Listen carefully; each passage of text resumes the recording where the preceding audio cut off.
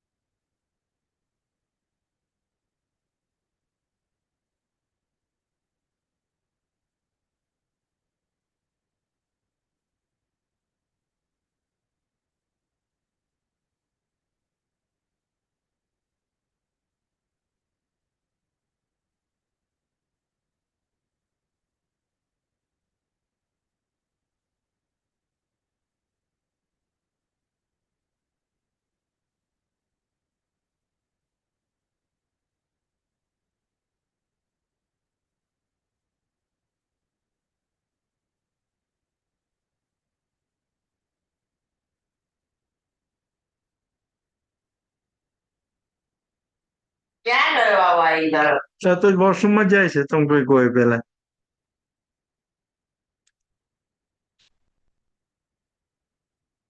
ના ના દીકા.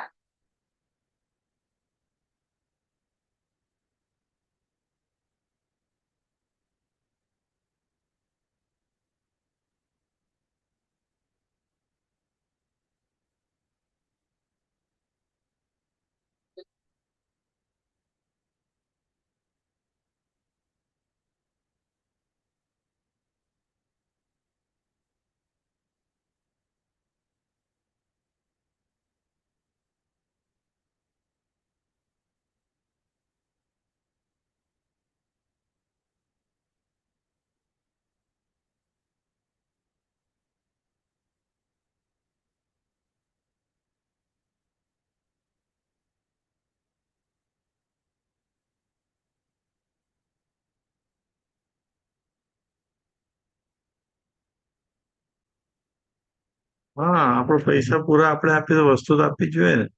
અરે પછી નીચે બધા કોણ બોલે છે?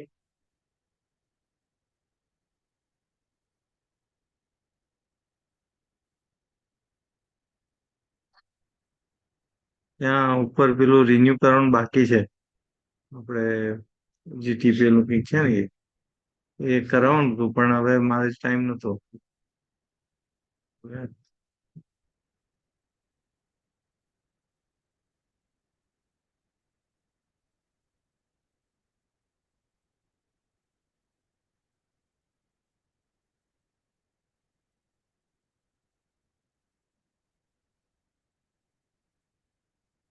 એ વાત તો કરીને આવ્યો છું. હવે આપણે ક્યાંથી લાવવા એ જ જોવાનું છે.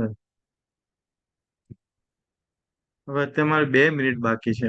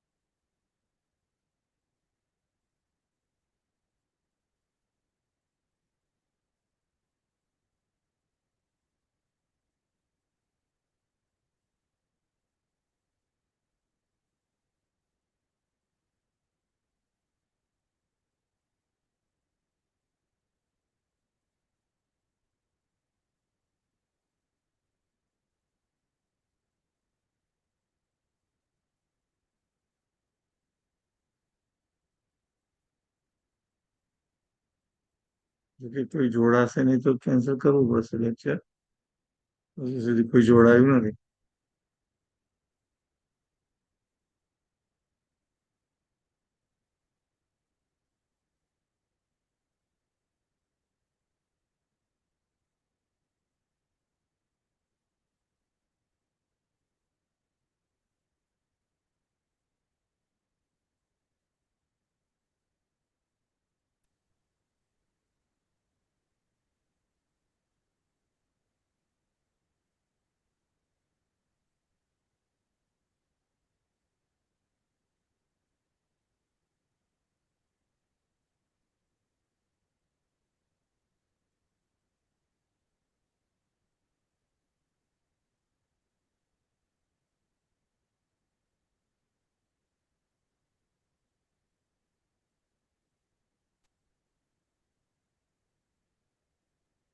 So we'll start our session.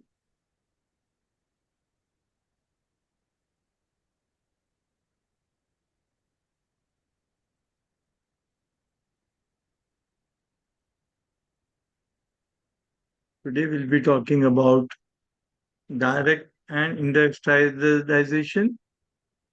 Then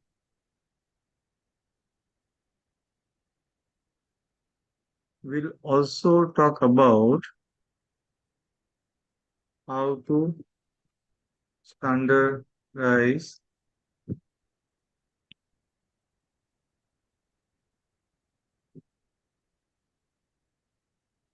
equipment for measurement.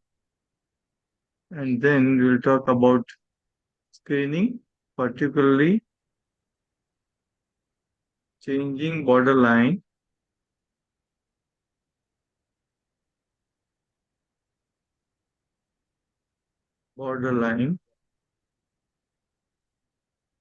to increase sensitivity and specificity. And as a part of some question, I'll be talking about alpha and beta error, and same along with the beta error, we'll be talking about the power of study. Now, the direct standardization and indirect standardization, it means that if you have different denominator, you are likely to have different the result. So we'll take one example. Let's say arbitrary example, we are taking USA and India. I'm taking an arbitrary example, and we say that crude death rate of USA, let's say it is a 9, and India it is a 8. Now the question is, this is CDR, crude death rate, right? And the question is that which death rate is more, USA or India? If this is a the question is asked to you whether the India is having more death rate or USA is having more death rate. So if you can write in chat box with this information, what will you write?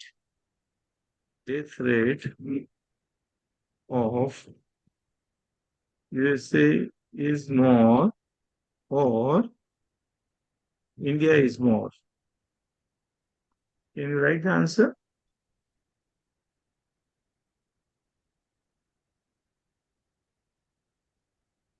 It will be better if you can answer USA, yes. Now what happens actually that first we are going for a standard direct standardization. If USA population, old age people is more, let's say around, mm, I'm just taking arbitrary figure, 50,000, right?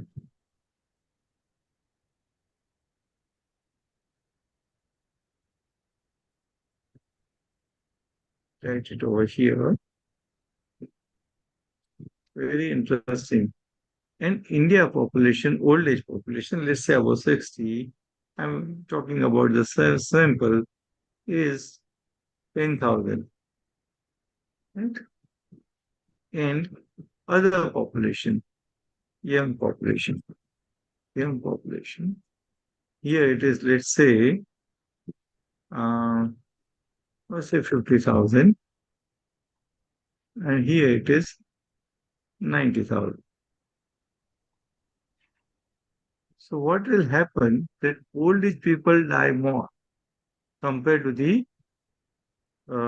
young people. We can still have infant also, where they may also die. But in such figure, what happens that if you want to go for crude death rate, it will be out of total, out of 1 lakh. And here also out of 1 lakh. So what will happen that the uh, total population. So if we look at the rate is out of 1,000. So rate is here we'll take a total population, and here we are taking a rate out of this 1,000 population, 9% die each year. And here out of 1,000 population, 8 die each year.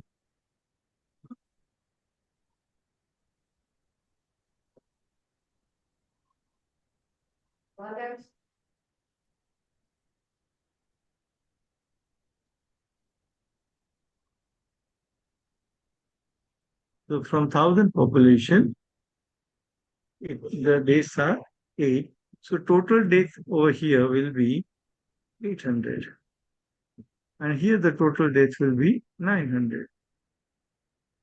So nature will feel that there are more death rate in USA.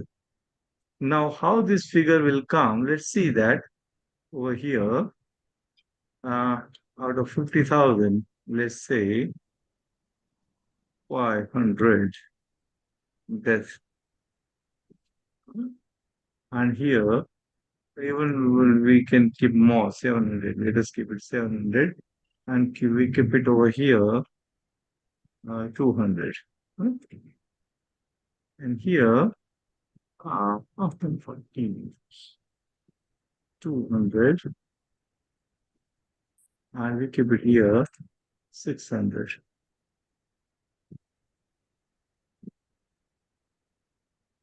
So just look at the data carefully.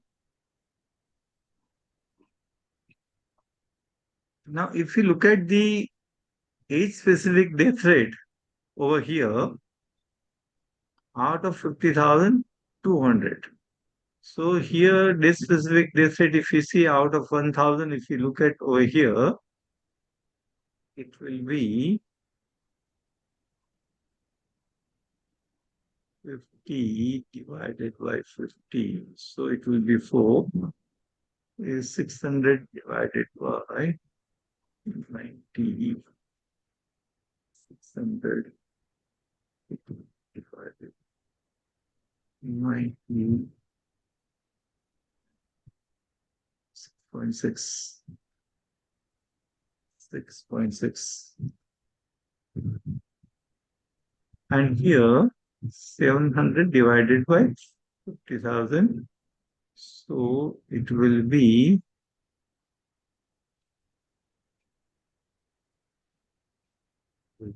divided by 50 is 14. And here, 20 is 200 is divided by 10. 20. 20. Now look at the data carefully. You can see that if you want to increase the size a little bit, it will be like this. This is not only in case of death rate, it can be applied to the death in the ward A and ward B, or private hospital and the government hospital death rate, etc. You will see that in this, you can see that here is the 9 death rate. Let's say we remove the rate over here, we keep it for 1,000 population over here, for 1,000 population. And here also per thousand. And you should think of not only from point of view of the death rate, but then COVID, more death rate occurred in the hospital or compared to the community. So many things you will find the examples. Here you can say that if you look at only this data, this crude death rate, if you see only this data, you will see that USA, this is USA, right? And this is India.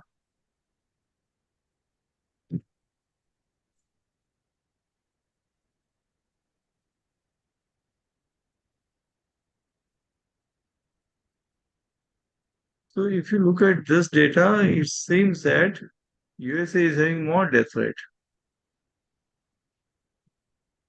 9 compared to the India 8.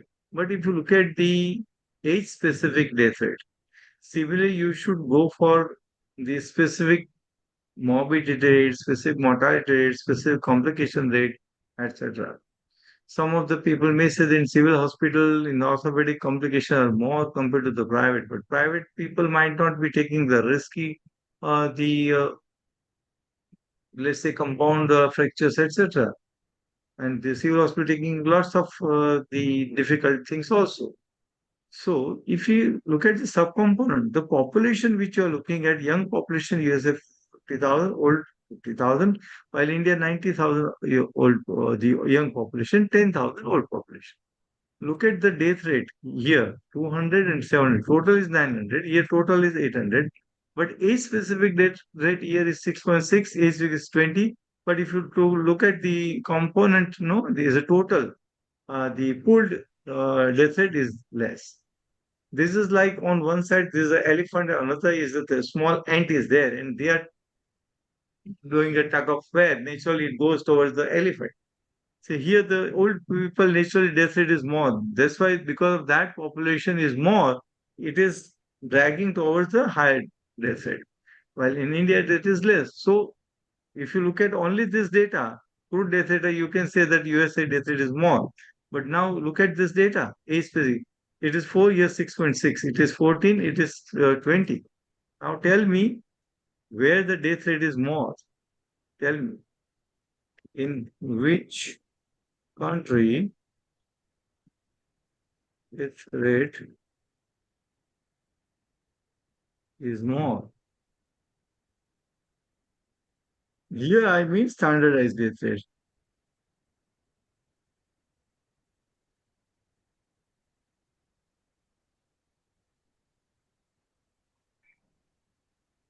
Can you answer now?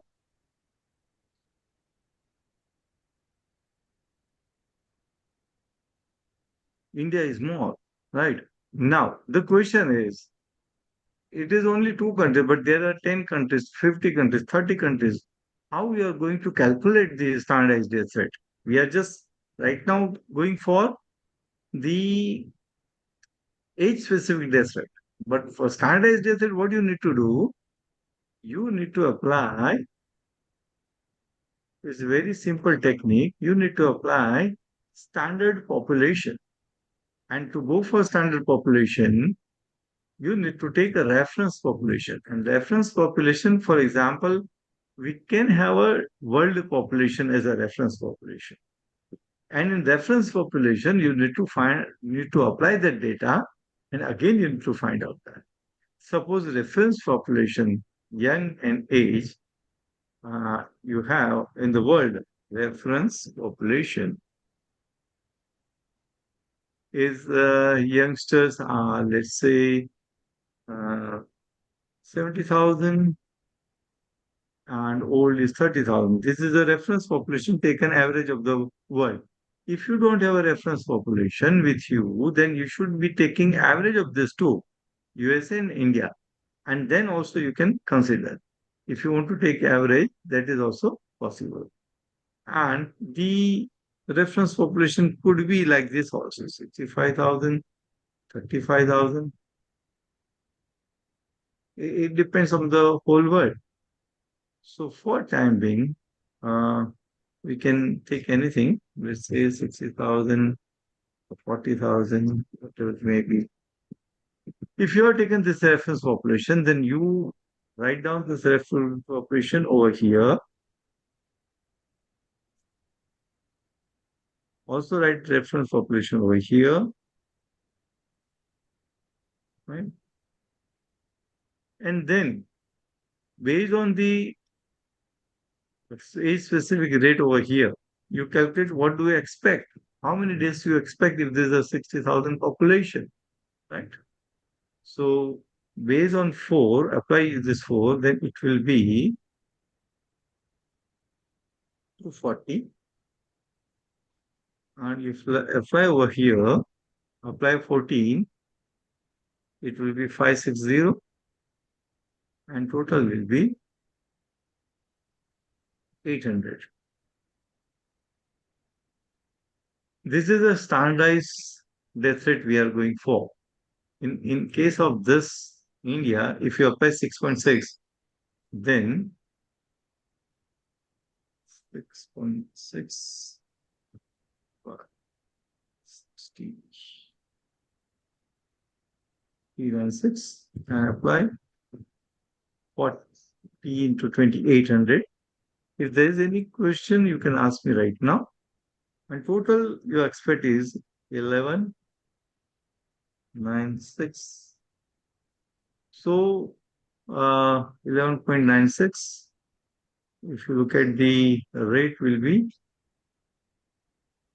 11.96. Here the rate will be 8. So standardized death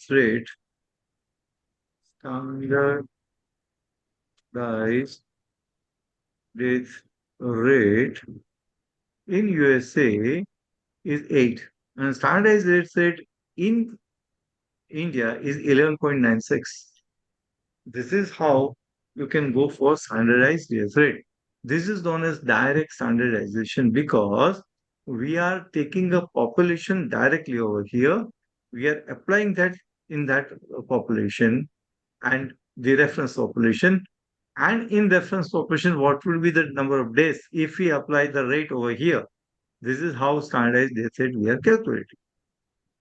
But sometimes in country like India, we don't have the subcomponent. We have total death, yes, but we do not have the component 600, 200 is not there.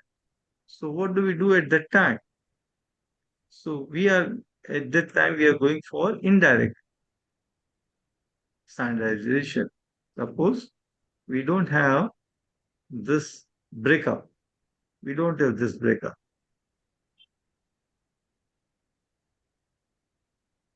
This population. But we know the those who die, they are 600 young, 200 old. That we have, and we don't have this standardized. We don't have this rates, age specific death rate. We don't have. In this case, what we are doing that we have the reference reference we have that what reference percentage we have. We don't have the subcomponent that what will be the population composition, but we have the rate as a reference rate. So the person who are dying, this data we don't have. We have population data available. This we have, but those who are dying that we don't. So in this case, what we do, we apply the rate, reference rate, which is available. Let's say you have 5 or 8, something like this. If you have this rate, then you apply this rate to this population and same way for other country also. So if you have a reference rate, you apply this reference rate to the population which you have population breakup, then you will have the total death you will find from that. And from this, you can say indirectly, the indirect standardization, that you have a reference rate, and from that, you are finding out how many deaths you expect, and that way you calculate indirect standardization. So you should have at least one thing.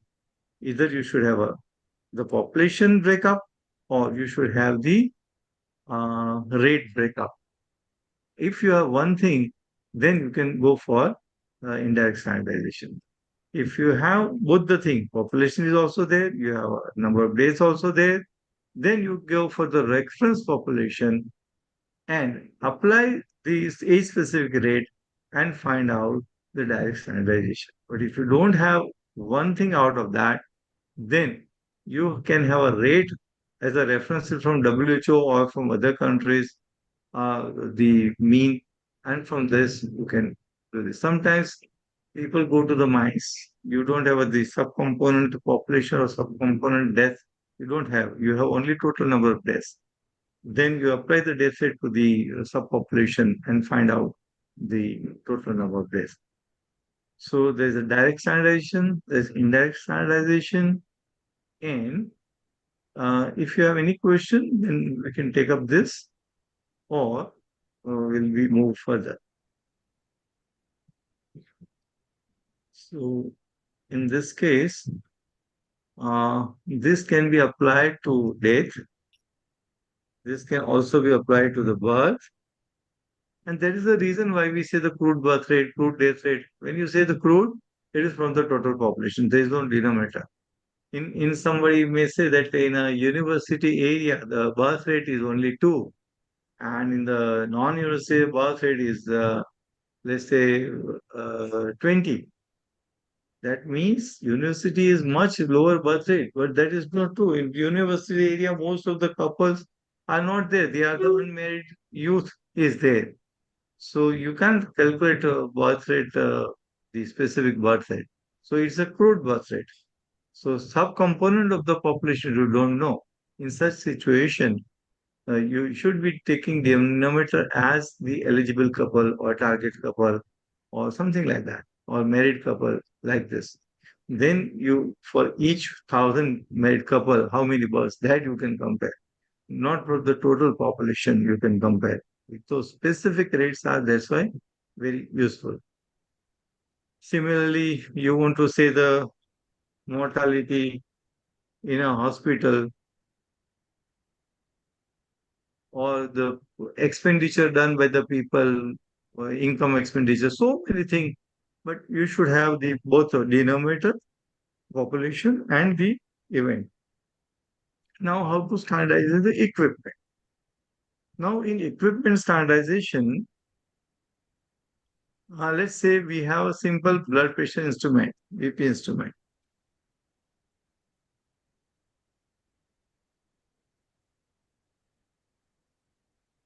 That if you want to standardize, and we hope that we have a BP instrument A, let's say T is the name of the instrument for testing, and we have S as a standard instrument against which we are standardizing whether this instrument is proper or not. So we have S instrument and T instrument. Now this T instrument and S instrument are to be operated by person P1 and P2. These two person will use it. And on the subject, uh, patient, let's say patient 1 and patient 2. So two instruments are there. Two person are, let's say doctor, let's write doctor 1 and doctor 2. Doctor 2 are using it on the patient 1 and patient 2. And this experiment is to be done twice, right? Do it twice. So what will happen? And the observation you are doing twice. So you have two instruments for each person, two individuals, and for two patients, you are taking observation twice. So total number of observation will be 8. 2 into 2 into 2, 8. But if you have three instruments and all three instruments are checked by three doctors on three patients and each combination thrice, then you will have 81 permutation and combinations you will have. So although it seems only increasing one, but total number of observation will be instead of 8, it will be 81. And this is most minimum if you want to say that you are standardizing any equipment. Although I don't know any institute is doing this kind of experiment, but this is ideal. If you bring a new instrument, you should be doing this. Suppose this is a mercury manometer, and you have this um, simple electronic instrument, then also this can be done. For third instrument, you can increase like this T2, this is T1, and doctor 3, D3 is a doctor. Third patient is PT3, and each you are doing combination, each test you are doing thrice instead of two. So if you do this, you'll have 81, 81 permutation combination. Now, how this will be useful? How you're going to go for the reading? This is important. So the reading database which you organize will be like this: is a type, or you can say the number of instrument. It is a number of doctor, number of patient, number serial number. I mean to say with patient, or you can say serial number, code number, and number of trial. First trial, second trial, third trial, like this.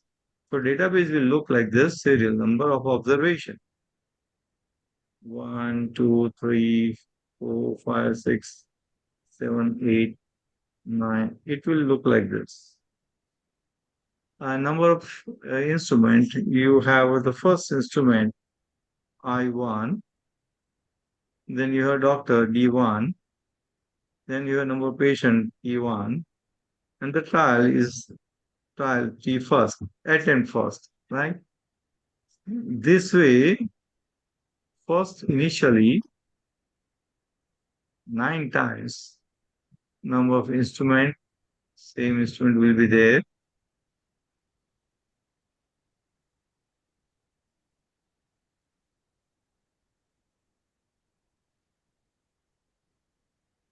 Then the doctor,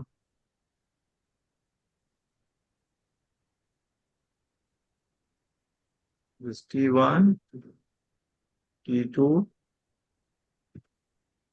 T3, and here the observation will be there. Observation. Suppose we are talking only about the systolic pressure right now. And so this is a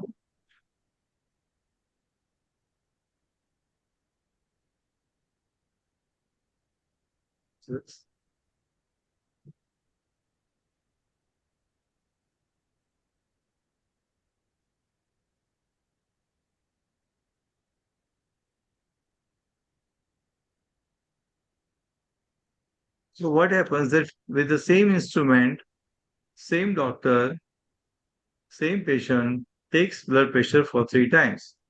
It may be like this: 120, 122, 101, 18. It could be like this. Now, same instrument, same doctor, second patient,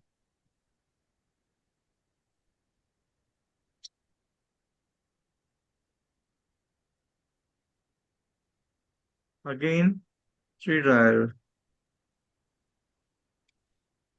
and then you will have data over here. So what happens now? This is very important. Once you have all this 81 data over here, then you can use the filter command over here. And when you use the filter command for D1, for P1, for T1, etc., you will have, or for the instrument also you will have. So in this case, for the first same instrument, with the same doctor, with the same patient, if you are doing this three trial and there are variations, you are sure that there will be a problem within the doctor or within the patient. Because the same doctor, same patient, there is a variation. This variation then you compare with if a patient is changed and look at this variation. Patient is changed now is 140, 150, 146. Now, in this patient P1, there was some variation like this. The same doctor, same instrument, three times, but the patient is different. So it means that this difference is because of the patient.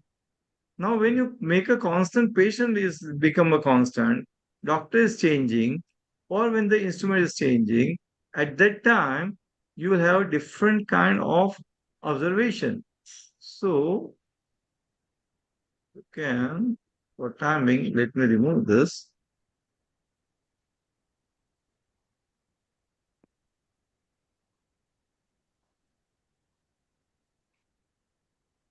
So what can you do during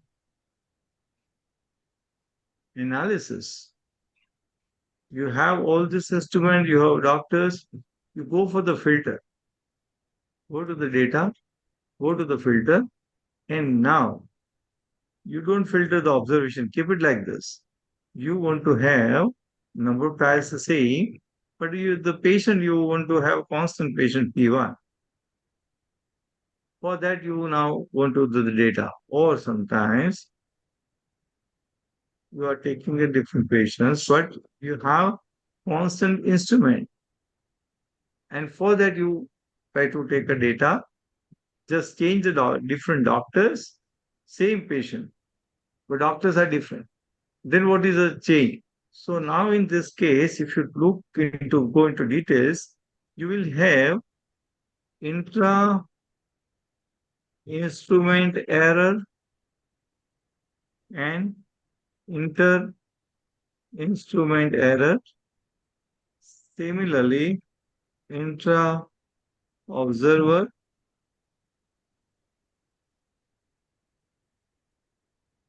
and inter observer.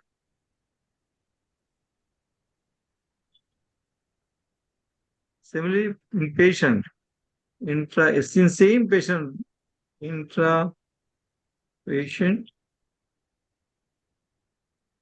Now here will not be able to use interpatient because interpatient variation will be there because we are looking something where you have this data.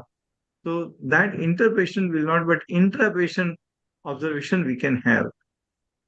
And this will help us to evaluate whether the same instrument, the same patient showing a different thing, or the same instrument, same patient, but if doctor differs, observation differs or not. From this, we can find out the whether it's an intra-instrument or inter-instrument, intra-observer or inter-observer. That we'll be able to find. So if we go for 81 observation and compare, that will be very useful. Some of the our old generation may not be able to do this kind of thing, but then some youngster like Nikhar can take up this challenge to do the equipment standardization, or it can be assigned by to your resident doctors. So you can intervene and ask any question anytime, right? So next our topic is direct standardization, indirect standardization, how to standardize equipment. Now we'll be going about screening. How we changing the borderline can change the situation, the sensitivity, specificity, etc. Right? We'll talk about that. And then the today's question beta error, alpha error like this that we are going to address. Now, see, uh, basics. If you have not seen my sensitivity and specificity video, you should go through it. This is a gold standard test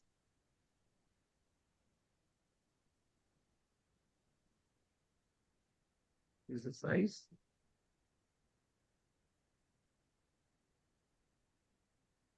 and gold standard says positive, yes, and negative, no. While test under evaluation, test under evaluation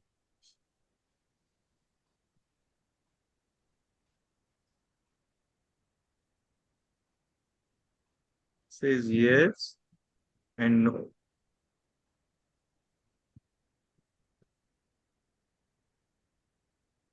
And suppose we are taking a uh, very simple uh, example of detection of anemia.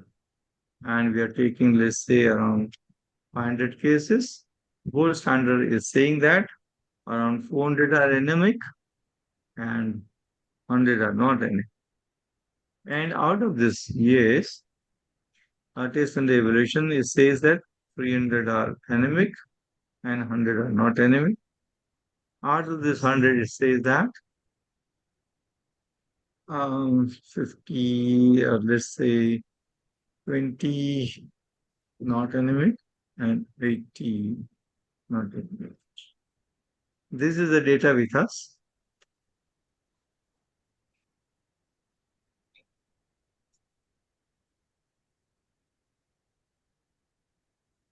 Now, a test under the evaluation is using some borderline. Gold standard also using some borderline. And whatever may be the thing, but here, if you look at the sensitivity and specificity, and test under evaluation, we say that it is a simple chart which uses the color 1, 2, 3, 4, 5, 5, 6, 7, 8. This is the anemia detection chart. Mirror is inside and rest of the are colors. Based on that, we are using whether the person is anemic or not. And the gold standard is, let's say, sign with hemoglobin method for detecting anemia. And in that case, we keep certain the line that if a person is having more than 12 gram, then we will say that it is the no anemia. If more than 12 gram, no anemia, and less than or equal to 12 gram, we call it as a anemia. Now, this is a borderline we are keeping out over here. And in this case, borderline is that if there is a 3 anemia,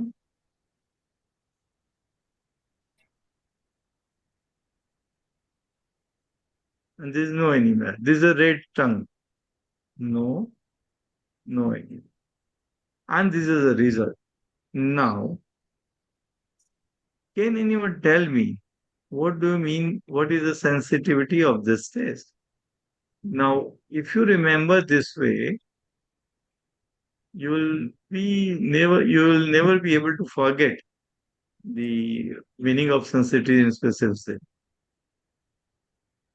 Sensitivity is a ability of a test to find out maximum positive. Even if there is a trivial, you will be able to find out, yes, the person is having anemia. That you will be able to find out. So anemia were 400. And this test and the evaluation could detect out of 400, 300. So ability of the test to find out positive out of total positive, even if there is a slight, if it is 100%, it could have 400 over here. So sensitivity is 75%. Specificity, if there is a no anemia, ability of the test to say that it is not, that is the 80%. This is the specificity. If it is not there, it says yes, you don't have it, right? Now, The positive predictive value. If this instrument says, yes, you are having the anemia, what does it mean? Actually, how many of them will have anemia?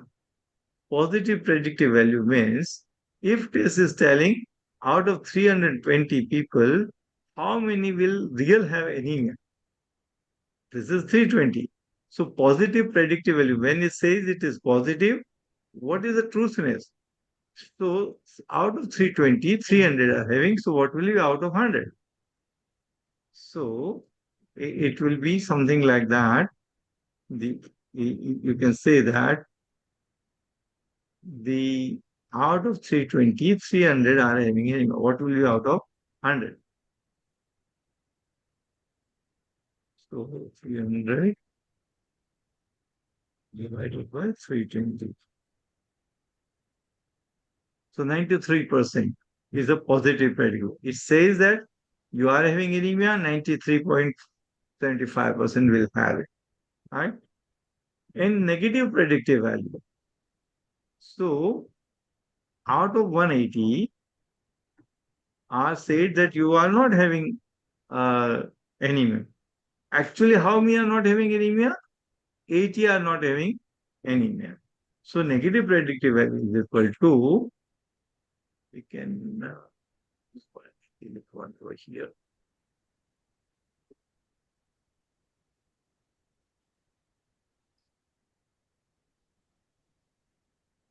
So out of 180, 80 are having the actual thing. So percentage wise, if you see 44%, 44% is the negative predictive. When you say you are not having, 44% are actually not having. So this is a negative predictive value, this is a positive predictive value, but now the other word use is a false positive and false negative.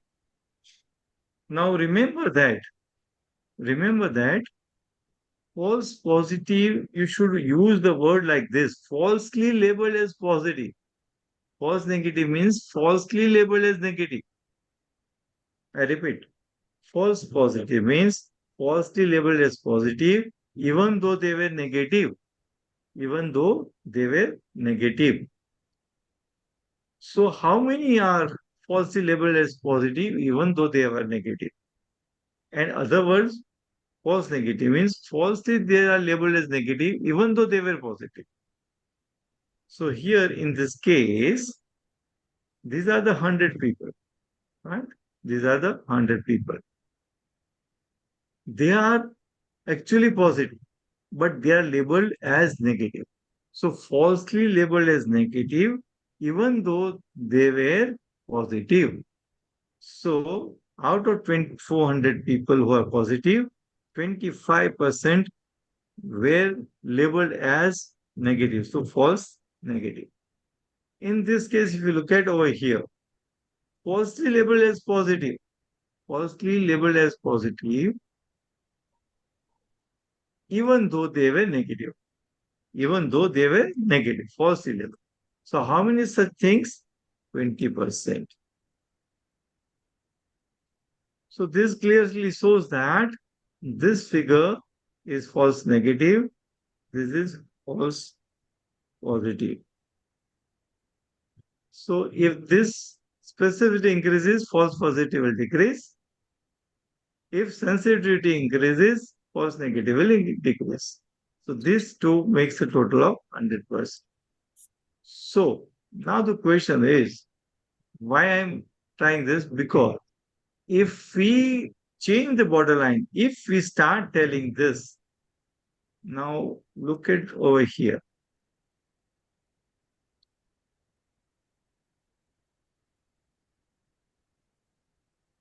Now 1 and 2 says no. Now if I do like this, no anemia, no anemia, no anemia. And this I say anemia, anemia,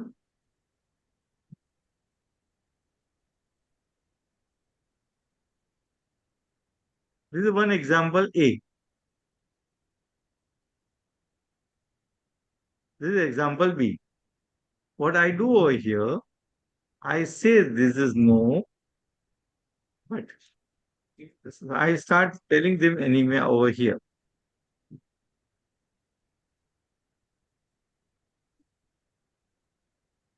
I say no over here.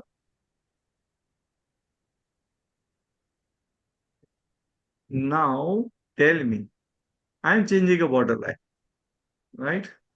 Now, in case of A, what will happen? Sensitivity will increase or sensitivity will decrease? This is a very, very important question. Can anyone tell me if I use this tool, sensitivity will increase or decrease? In this case, what will happen?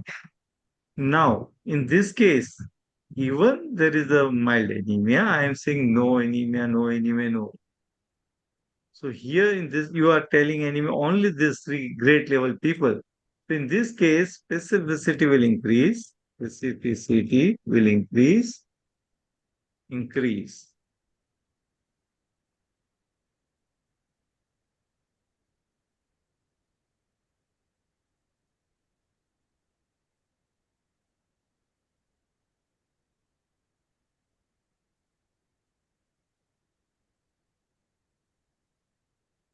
And what will happen about sensitivity? Sensitivity will decrease. Sensitivity will decrease. While what happens here, even there is no anemia, you consider them anemic, cover more maximum number of people. So what happened here? Specificity decreases.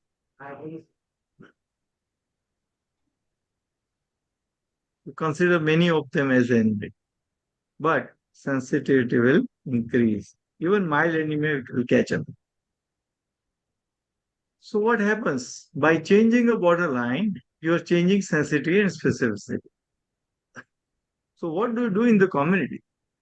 Where you go into community at the larger scale, try to use this, try to use this in the community. First, try to use this. And all those who are anemia, then the same to you use this borderline, increase the specificity, and at that time use this thing, use this thing, right? So what will happen?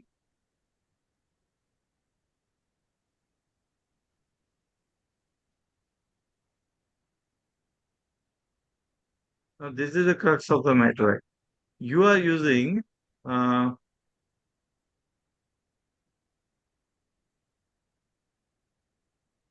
out of this in highly for a community base, you have detected all this anemic. But this says that they are not anemic. So what do you do with these people? So treat these people, this lot you treat,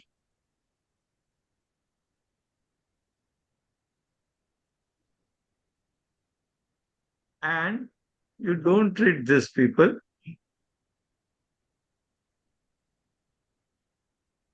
and keep this under borderline. Keep these people as a borderline.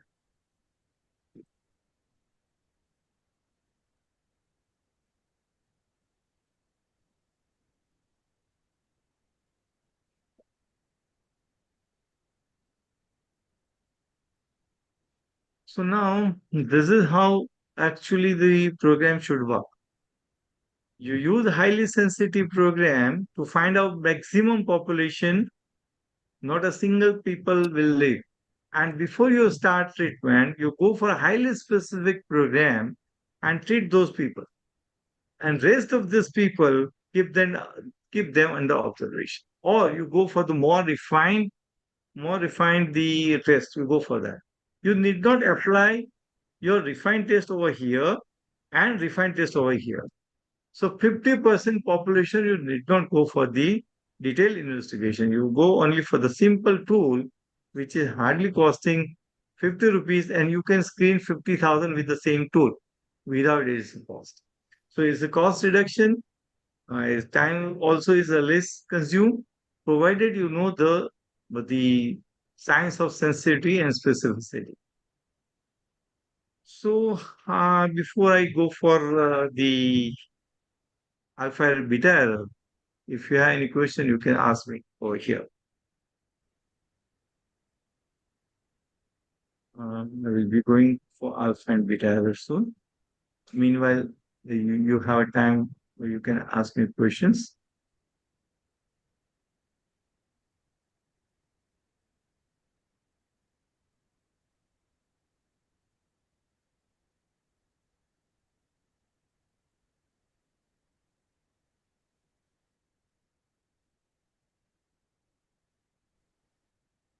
Any question?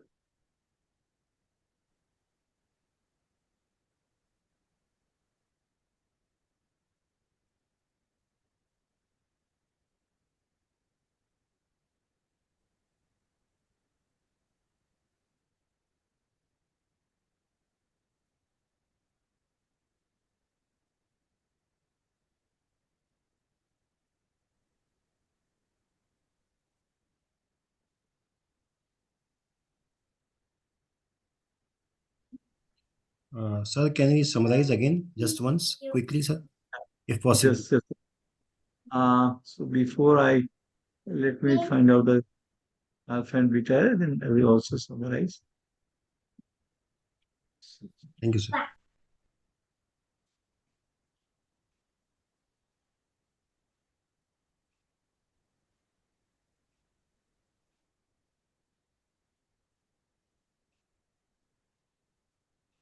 Let me open up the Excel file again, and we will be able to find it soon.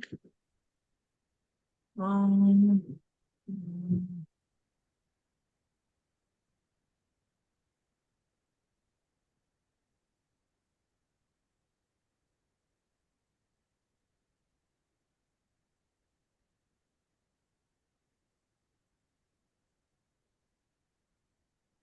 would you like to me to summarize sensitive specificity or the direct index standardization or everything?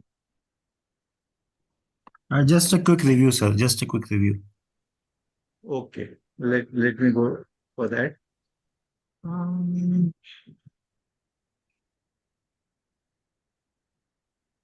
we start with the sensitive specificity, and then we'll move for others.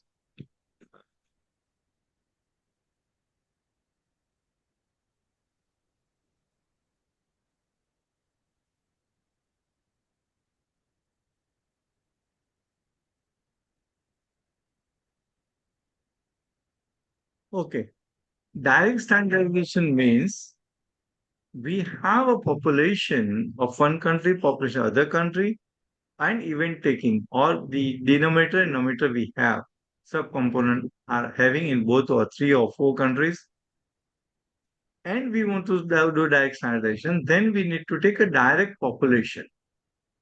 We need to take having an average population or standard population from the world. If you don't have a world, or then whatever you have, eight or nine countries, you can take average of this nine.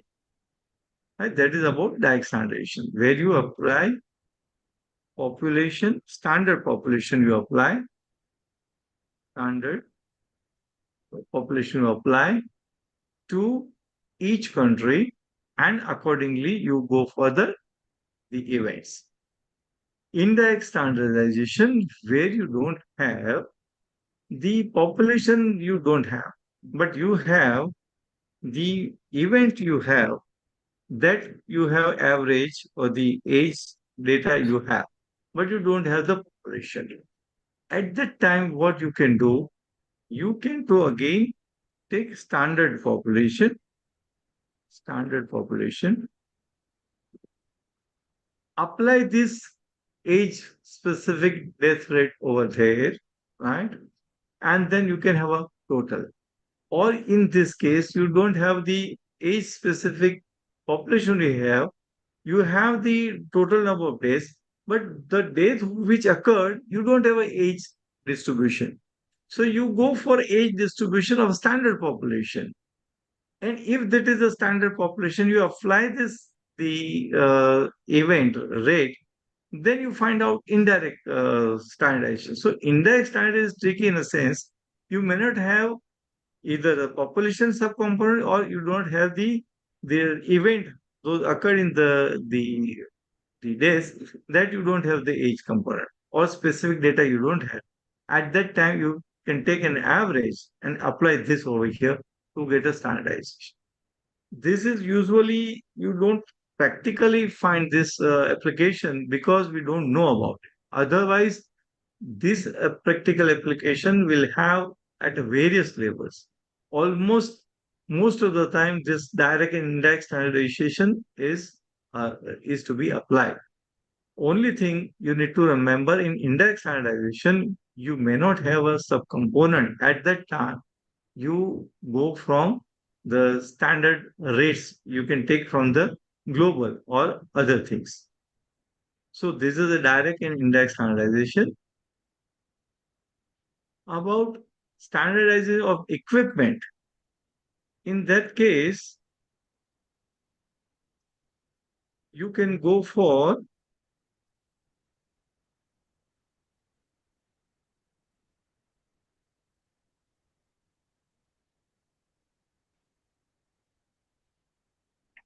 multiple things. You have three instruments, three doctors are doing on three subjects, and for each combination, three types. So 3 into 3 into 3 into 3. So totally you will have 81 observations to compare.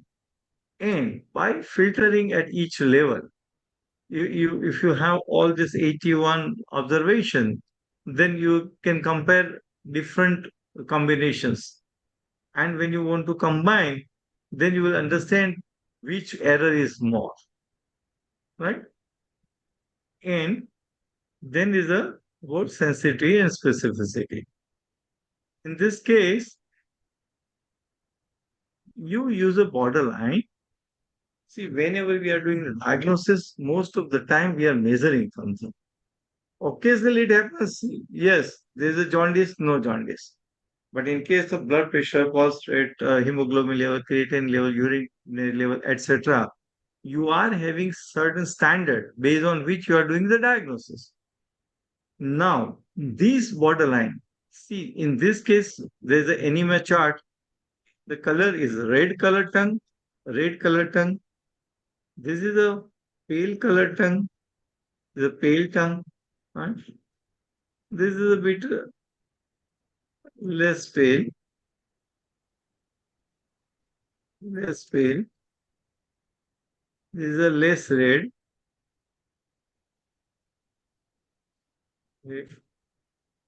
Less red.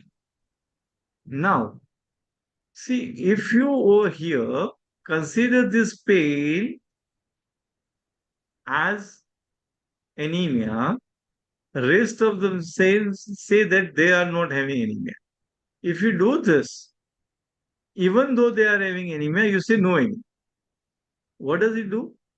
You're diagnosing only few people. So it decreases your sensitivity like anything, but it increases your specificity. Only anemic people are diagnosed anemia in this way. But in this case, what happens that even if it was some smile rate was there, it is considered as anemia. So you are doing overdiagnosis of it. You are increasing your sensitivity. You are losing your specificity. So what we are doing that in community try to find out maximum number of anemic people. For little bit overdiagnosis में कोई problem नहीं है. But before you start treatment, you apply this criteria. So what will happen? Mostly you are right for this. You are also right for this. Only the problem is in this borderline. So you borderline, you just say dietary advice, you follow them up. Don't overtreat these people. So this is how in sensitivity and specificity we can work out. So your gold standard is there over here. You are test and evaluation, and yes and no. So if you increase your sensitivity, false negative will decrease. But at the same time, because of doing that, while you increase your sensitivity, your specificity may decrease and false positive may increase. This may happen. There is interlink between this sensitivity and specificity. So we need to find out which criteria we want to use it. And most of the time, people don't change the borderline. But I wish that if you understand this, if you have clear cut protocols are there, you treat only those who are to be treated. Don't treat those who are not to be treated and find out the borderline for the long term the evaluation. So if you do this in most of the thing, you are saving a lot of money for the diagnosis, a lot of money for the treatment, and you're not doing injustice to the patients. So far, this is my thing. If your specific question, I can answer, or else I will go for alpha and beta. Is that okay? Yes, sir. Thank you, sir. Let me now go for the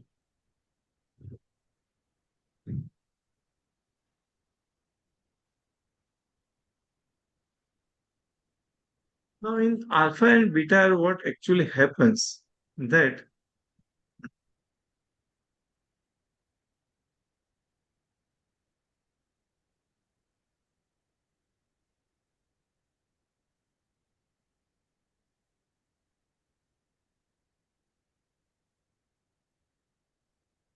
so this is a curve. So the for time being, you forget this height part of it. You just concentrate on this horizontal axis only. Forget this height part right now. Now, what will happen? That those are beyond this. Can there be within this normal curve? But because we are taking 0.5%, this area, we consider that they are less likely to be within this range. And a person over here is more likely to be in the range, but less likely to be outside the curve. So what happens that if we take an example, suppose the weight is 30 kg, 10 kg is a standard deviation. So 30, 40, 50, 60, 70 like this. Now 40 and up to 50 kg, if a weight is 52 kg, person can be within the group, but we say no, he is less likely. We reject null hypothesis. At this time, the person may be in the group, but we are rejecting, no, you are not in the group. At that time, we are committing alpha error, type 1 error. That although the person is likely to be in the group, we say, no, you are not in the group. Then it may happen that there is an alternative graph over here, in which some person over here may not be in the group, but still because it is over here, it is within the range of 95%, we say that he belongs to the group. But sometimes he may not be belonging to the group. So when a person doesn't belong to the group and still we say that yes, he belongs to the group, we are committing another error, that is a beta error or type 2 error. So basically in terms when event occurs by chance, and we say yes, this is something over here, so it is not by chance, so it's alpha error. But it is not by chance. But we say that yes, it is by chance, there's a beta error. So it's a type 2 error. So this is beta error. If beta error is more, that means power of your test to differentiate is much less. That's why we say that 100 minus beta error is equal to power of test. This is how we are using the thing. So beta error usually we allow up to 10%, and we say that the power of test is 90%. Now what happens, how the people are making a fool of doctors, those who don't understand about alpha and beta error, I will tell you the story, how they make a fool of doctors. So what happens actually, we have the one medicine A, which is costing like, let's say, around 500 rupees per, per unit price. And another MR comes with medicine B, which is costing only 50 rupees. And then says Doctor C, your medicine A is having the 80% result, and my medicine B is having 75% result. But if you look at the statistical, there is no significance between these two, 80 and 75%.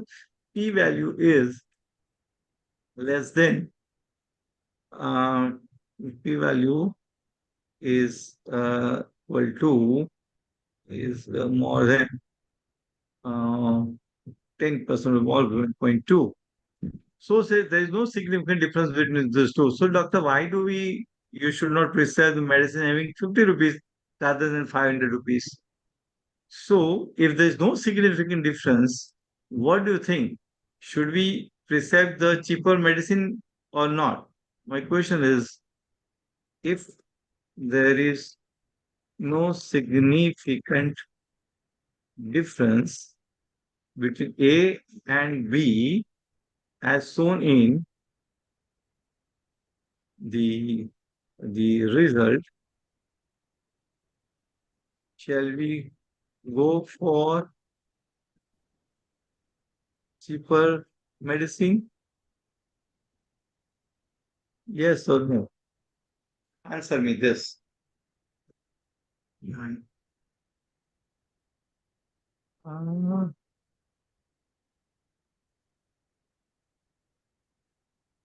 should tell to everyone meeting. So before saying yes, we should say that what was the sample size. Suppose sample size was 20 patient over here and maybe 22 patient over here. Then in this case, because of the less sample size, the difference may not be significant. But that doesn't mean that both medicines are equal, because we need to look at the power of test at this time. At this time, beta error could be more than 20%. So power of test may be less than 80%. So what happens in small sample size? Anyway, whatever you give it, even if you give placebo over here, placebo out of, let's say, around 20 things, right? By chance, the even, let's say, 10% becomes, even 50% is getting cured. Even 50%, 75%, 15, 80% in a small sample size may not be significant different. And this placebo might be available at just rupees 5. So you still go for cheaper, only 5 rupees. Why to go for 50 rupees and 500 rupees? So such data which is having a done on the smaller sample size and comes to use, there is no significant difference. Let's doctor use my medicine. And because most of the doctors do not know about the beta error, people go for that, and ultimately we are doing injustice to the patient. So it is important that the alpha error and beta error, when the event has occurred by chance and you say that it is not by chance, it is alpha error. But when the event has occurred not by chance, but you say no, it is by chance, it is a beta error. So this you should consider while judgment is taken. So before I end, if there is any question, we can take up a question. And next time people can present the data, and you should be going through the curriculum which we have shared with you. And if you have any problem in data analysis with AP info, then we can try it out. You can do the form, Google form you can prepare, will help you in filling it up and do the data analysis.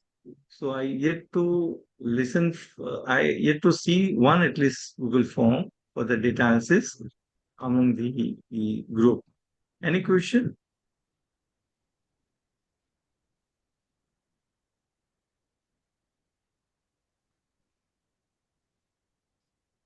So we'll meet on Friday, right?